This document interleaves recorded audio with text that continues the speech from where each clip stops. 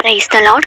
இன்னைக்கு டிராயிங்கான பைபிள் வசனம் பார்க்கலாமா? மகளே திடன்கொள், உன் விசுவாசம் உன்னை ரட்சித்தது. மத்திய 9:22 இதோ இயேசு திரும்பி அவளை பார்த்து, மகளே திடன்கொள், உன் விசுவாசம் உன்னை ரட்சித்தது என்றார். அந்நேரம் முதல் அந்த ஸ்திரீ சொஸ்தமானாள். அதாவது இங்க 12 வருஷம் பெரும்பாடு உள்ள ஸ்திரீயை குறித்து சொல்லியிருப்பாங்க. இது மத்தியும் மார்க் லூக்கால நம்ம வாசிக்க முடியும். மத்தியில 9வது அதிகாரம், மார்க் 5வது அதிகாரம், லூக்கால 8வது அதிகாரம் வாசிக்க முடியும். மார்க்ல டீட்டெயிலா சொல்லியிருப்பாங்க.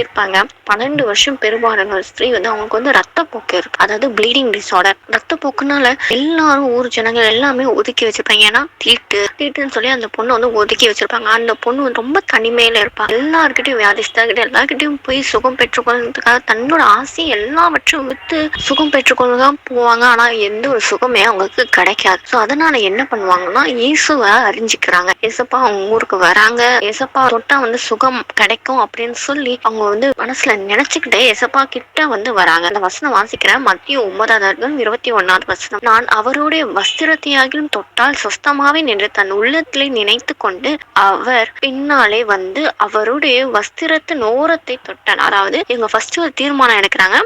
இசப்பா கிட்ட போகணும், அவரோட ட்ரெஸ்ஸை நான் தொடணும்னு ஃபர்ஸ்ட் ஒரு தீர்மானம் எடுக்கிறாங்க. அந்த தீர்மானத்துல உறுதியா இருந்து எசப்பா கிட்ட வராங்க.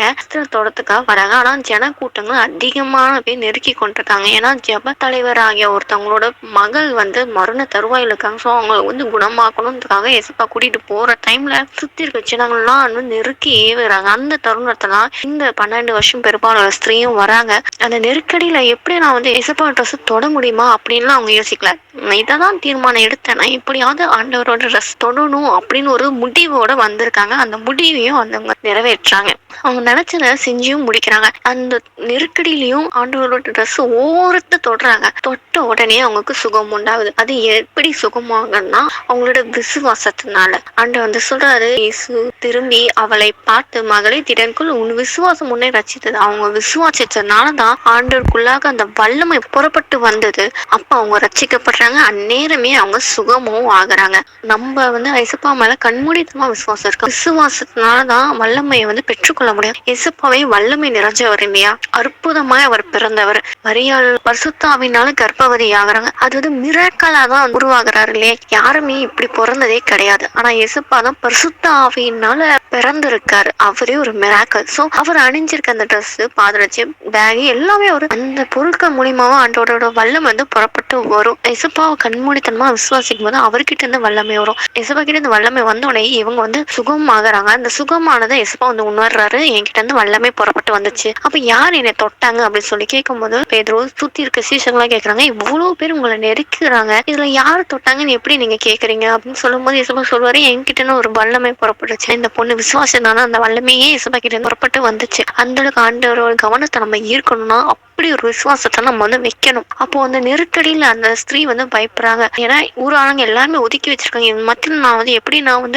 சொல்றது அப்படின்னு கொஞ்சம் ஒரு தயங்கி போய் இருக்கும் போது தான் சரின்னு சொல்லலாம். சாட்சியா அவங்க சொல்றாங்க, நான் பெரும்பாடுள்ள ஸ்திரீ ரத்தப்போக்கு நான் அவதிப்படுறேன். நான் எல்லா ஆஸ்தியும் செலவழிச்சு பார்த்தேன், எனக்கு சுகமாகலாம். ஆனா உங்களோட ஓரத்தை தொட்டேன், நான் சுகமாயிட்டேன். இப்ப நான் தீட்டு உள்ளவள் இல்ல, ஏசப்பா நீங்களும் தீட்டு ஆகல அப்படின்னு சொல்லி சொல்றாங்க. இந்த மாதிரிதான் நம்ம பெண்களாகிய நம்மளுக்கும் பீரியட்ஸ் வர அப்போ நம்ம வீட்டாங்க ஒதுக்கிக்கலாம். தனியா தட்டு, தனியா இடம் சிறுப்பாங்க. இதை தொடாத, அதை தொடாத, அங்க போகாத, இங்க போகாத, நிறைய விஷயங்கள சொல்லுவாங்க. மனுஷங்களை நம்மள தீட்டா கருதி ஒதுக்கி வைப்பாங்க. ஆனா எசப்பா அப்படி இல்லைங்க.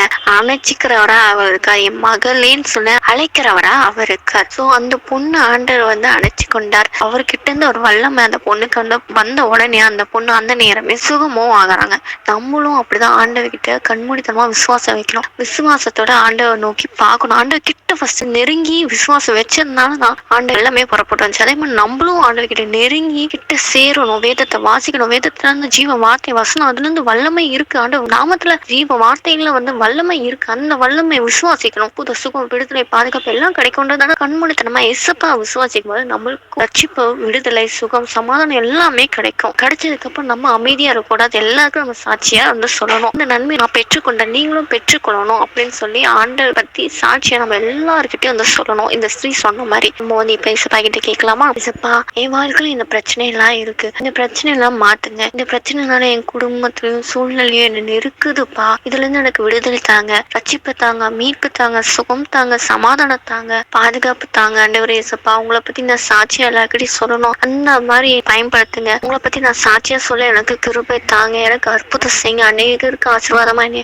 மாற்றுங்க ஆண்டவரே இயேசப்பா. இனி எல்லாரும் ஒதுக்கி வச்சிருக்கலாம் ஆண்டவரே இயேசப்பா, ஆனா நீங்க என்னை ஒதுக்காதவரா என் கூட இருக்கிறேன், என்னைய மக்களையும் மகனே அப்படின்னு சொல்லி அழைக்கிறவரா என் கூட இருக்கிறீரப்பா. அதுக்காம ஸ்தோத்திரம் ஆண்டவரே இயேசப்பா. சுத்தி இருக்கிறவங்க அதை அறிந்து கொள்ளணும்ப்பா. இயேசுதான் மெய்யானது, யாரையும் புறக்கணிக்க மாட்டார், எல்லாரும் சேர்த்துக் கொள்வார். சுத்தி இருக்க எல்லாரும் உணர்ந்து உண்மை ஏற்றுக்கொள்ளும்படி செய்யுங்கப்பா. அப்படிப்பட்ட வல்லமை உங்ககிட்ட இருந்து எனக்கு வரும்படி செய்யுங்க ஆண்டவரே இயேசப்பா. அதை சுத்தி இருக்க எல்லாரும் பார்க்கும்படி செய்யுங்க. அப்படிப்பட்ட சாட்சியுள்ள வாழ்க்கையை நான் வாழ எண்ணி உங்க கருத்தை அர்ப்பணிக்கிறேன். நீங்க பொறுப்பெடுத்து அழகு செய்யுங்க. இயேசு நாமத்தை ஜெபத்தை ஏற்றுக்கொள்ளும் ஜீவனால தகப்பனே, ஆமீன் அப்படின்னு சொல்லி ஆண்டவர்கிட்ட நம்மள அர்ப்பணிப்போம். ஆண்டவர்கிட்ட ஃபர்ஸ்ட் நம்ம நெருங்குவோம், அப்புறம் அவர் மேல விசுவாசம் வைப்போம். ஆண்டவர் வார்த்தையை வந்து உட்கொள்ளதான் அவர் மேல விசுவாசிக்க முடியும். ஆண்டவர்கிட்ட ஃபர்ஸ்ட் கிட்ட நெருங்குங்க. அவரோட வேத வசன வார்த்தையை அனுதினமும் தியானிங்க, படிங்க, விசுவாசத்துல உறுதியா இருங்க. அவர்கிட்ட இருந்து வல்லமையும் விசுவாசம் பெற்றுக்கொள்ளுங்க. சமாதானத்துல சந்தோஷமா வாழுங்க. விசுவாசத்தோட கேட்போம், பெற்றுக்கொள்வோம். ஆமீன்.